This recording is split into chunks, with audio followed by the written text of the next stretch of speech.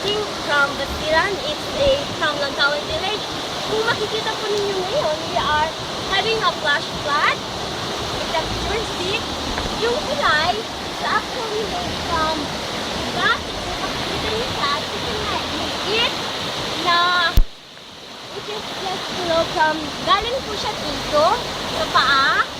Tapos, ngayon, kung makikita niyo siya, ganyan na siya kataas. So, yung mga nakatira dyan, minsan yung delikado kasi kung makikita mo siya, ang mga bahay po, yan. Bale, magiging ang lakas-lakas ng flood. Yan. So, magiging it will become a problem to us living here in the village. See? Ang laki ng nakukuha niya. Umaabot siya like a 1 kilometer ang taas ng tubig at saka it goes to like feel like 4 feet ang taas at ang laki ng tubig na sobrang umaano talaga siya. Video na siya ha kasi ganun. Yan.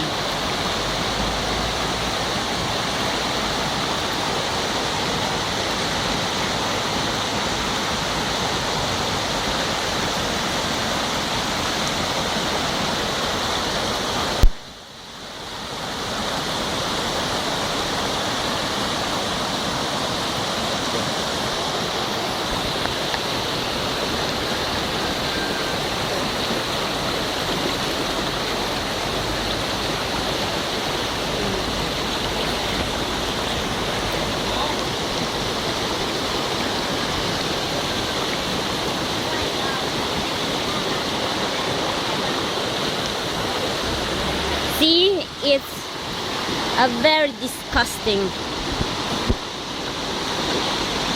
Ito na siguro yung pinaka-worst na baha na nangyari dito ngayon. Ang taas-taas ng tubig and sana maayos to ng government po dito. At parang sasanay na ata kami dito eh. Pero sobra na din yung araw-araw. Yan.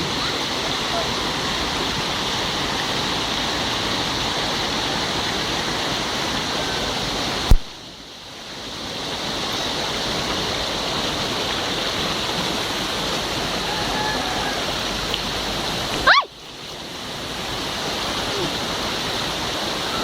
Ang layo ng umabot ng baha. See? This one?